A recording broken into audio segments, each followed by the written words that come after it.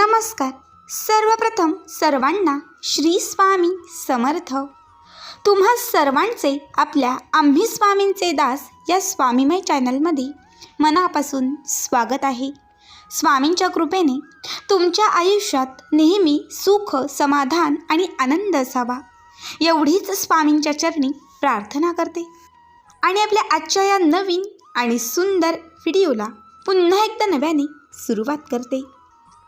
भक्तांनो, आज मी तुम्हाला लातूर येथील एका स्वामी सेवेकरी ताईंच्या घरी घडलेला एक चित्तथरारक, अगदी काळजाचा थरकाप उडवणारा एक अद्भुत अनुभव सांगणार आहे. आत्तापर्यंत आपल्या या चॅनलवरती तुम्ही असंख्य स्वामींचे अनुभव किंवा माता लक्ष्मीच्या कथा ऐकल्या असतील. मात्र आज जो अनुभव मी सांगणार आहे हा सगळ्या अनुभवांपेक्षा अत्यंत वेगळा आणि काळजाला लागणार आहे. जेव्हा मी हा अनुभव ऐकला त्यावेळेस अक्षरशः डोळ्यातून पाणी आलं. खरंच आज तुम्ही देखील न रडता हा अनुभव ऐकून दाखवा. तर जास्त वेळ न घालवता आपण लगेचच आजच्या व्हिडिओला सुरुवात करू. फक्त तत्पूर्वी जे चॅनलवरती नवीन असतील त्यांनी लगेचच आपल्या चॅनलला सबस्क्राईब करा, कारण तुम्ही आपला चॅनल सबस्क्राईब केल्यामुळे मी पुढचे जे व्हिडिओ बनवीन ते सर्वात आधी तुम्हा सर्वांपर्यंत पोहोचतील. पुढील संपूर्ण घटना ही या ताईंच्याच शब्दात. ताई म्हणतात, सर्वप्रथम सर्वांना श्री स्वामी समर्थ, सद्गुरू स्वामी समर्थ. काही कारणास्तव मी माझं नाव सांगत नाही, मात्र माझ्या आयुष्यात घडलेला हा सर्वात भयानक प्रसंग. मी लातूर येथून आहे आणि आज मी तुम्हाला माझ्या आयुष्यातील ही घटना सांगत आहे. खरं तर हा प्रसंग मागील 8 वर्षांपूर्वीचा. आम्ही म्हणजे मी, माझे मिस्टर, माझा मुलगा आणि माझी मुलगी असे आम्ही चौघेही लातूरला MHTK या सोसायटीमध्ये राहत होतो. माझे मिस्टर हे TC मास्टर. त्यांची नोकरी इथेच असल्याने आम्ही खूप वर्षांपासून इथेच राहत होतो. मी घरातलं सगळं आवरून वेळ मिळाला की शिवणकाम करत असायचे. माझी मुलगी ही तेव्हा 11वीला आणि माझा मुलगा हा 8वीत होता. अगदी कुणाचीही नजर नको लागायला असंच आमचं संपूर्ण कुटुंब गुण्या गोविंदाने आम्ही एकत्र राहत होतो. मात्र नजर नको लागायला तसंच झालं आणि आमच्या कुटुंबाला नजर लागली. माझी मुलगी ही दररोज कॉलेजला जात असताना ती स्कूटी घेऊन जात असायची.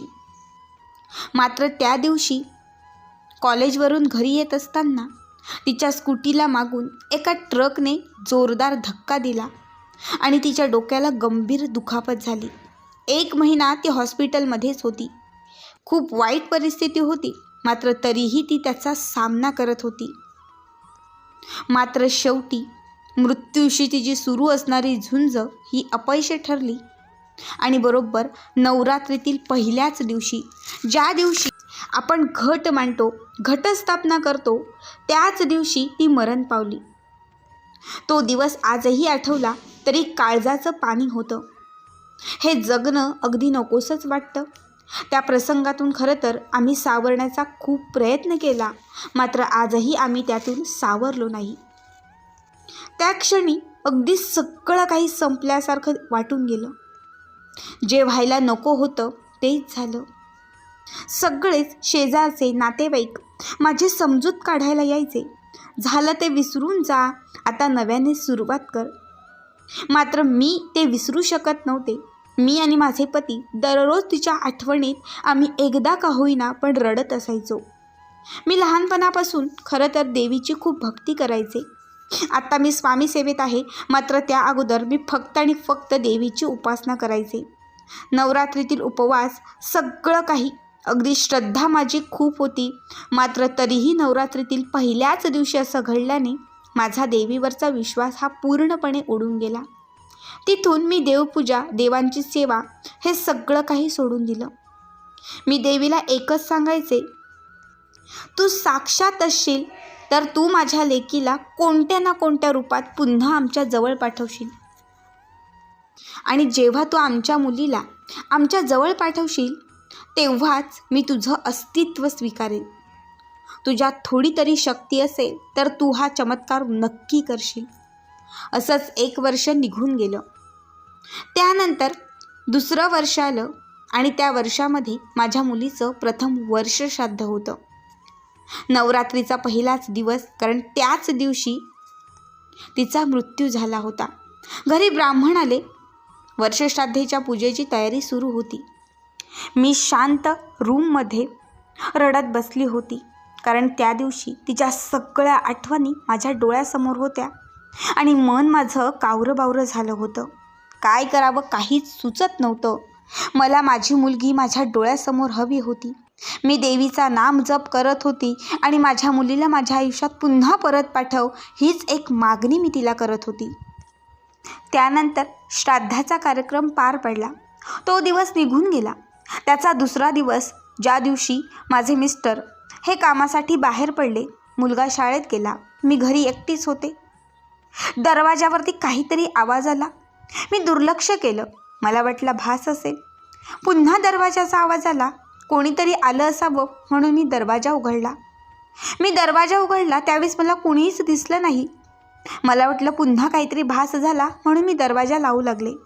जेव्हा मी दरवाजा लावायला गेले तेव्हा एका क्षणात माझी मुलगी मला त्या दरवाजावरती आल्याचं दिसलं. तिने मला आई असा आवाजही दिला. तिला दारात बघून खरं तर मला 2 मिनटं सुन्न वाटलं. हे स्वप्न आहे, हा साक्षात्कार आहे, हा चमत्कार आहे की माझी मुलगी पुन्हा घरी परत आली आहे. मला काहीच सुचेना. मी तिला 2 मिनटं बघितलं. तिला घट्ट मिठी मारली. खूप रडले.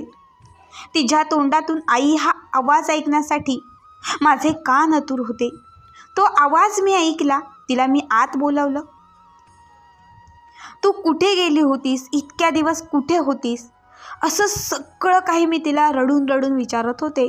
त्यावर ती काहीच बोलत नव्हती. फक्त माझ्याकडे बघून ती हसत होती. तू मला बोलावलंस आणि मी आली नाही असं कधी होत नाही. बघ आज मी तुझ्यासाठी आली आहे असं ती म्हटली. तीही माझ्याकडे बघून रडत होती. तिला पाणी हणावं म्हणून मी स्वयंपाकघरामध्ये पळत गेले. मी ग्लासभर पाणी घेतलं. मात्र मी जेव्हा हॉलमध्ये आले तेव्हा तिथे कुणीच नव्हतं. पुन्हा वाटलं हा माझा भास असावा. मी स्वतःला शांत केलं. त्यानंतरचा पुन्हा दुसरा दिवस होता. तो नवरात्रीतील 3रा दिवस होता. त्या दिवशी पुन्हा एकदा तोच प्रसंग घडला. माझी मुलगी मला पुन्हा एकदा भेटायला आली. असं 1 नाही 2 नाही तर त्या नवरात्रीमध्ये तब्बल 7 वेळा माझी मुलगी मला दिसली. जसं मी देवीला सतत सांगत होते, तू एकदा तरी आमची भेट घडव. देवीने एकदा नाही तर तब्बल 7 वेळा आमची भेट घडवली. कदाचित कुणाचा विश्वास बसणार नाही, पण मी एक आई आहे आणि मी हे सगळं अनुभवलेलं आहे. ताई म्हणतात त्या 7 भेटींमध्ये माझी अपूर्ण राहिलेली माया, सगळं काही मला मुलीवर करता आलं. जे मला बोलायचं होतं ते बोलता आलं. त्या 7 भेटींमध्ये माझं आयुष्य मला कुठेतरी पुन्हा परत मिळालं.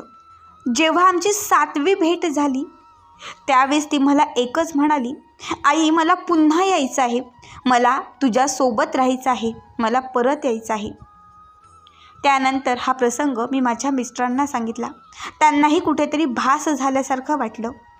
आम्ही ब्राह्मणांनाही सांगितलं आणि त्यानंतर मी माझ्या मिस्टरांना सांगितलं की आपण पुन्हा एक चान्स घेऊ. माझी खात्री आहे की आपली गेलेली मुलगी ही पुन्हा आपल्या पोटी परत येईल, कारण तिला पुन्हा आपल्या आयुष्यात परत यायचं आहे. त्यावर मिस्टरही तयार झाले आणि बरोबर तो 1 वर्ष गेल्यानंतर मी पुन्हा गरोदर राहिले.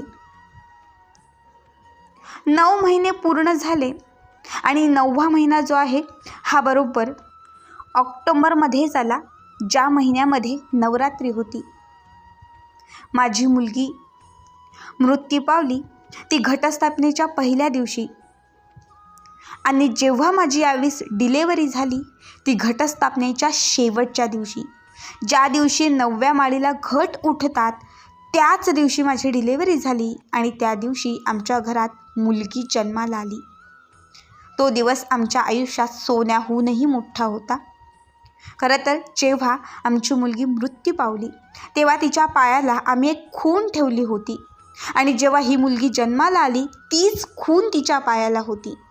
त्यामुळे गेलेली मुलगी ही पुन्हा परत आमच्या घरामध्ये आली याचा द्विगुणित आनंद हा आमच्या घरामध्ये होता.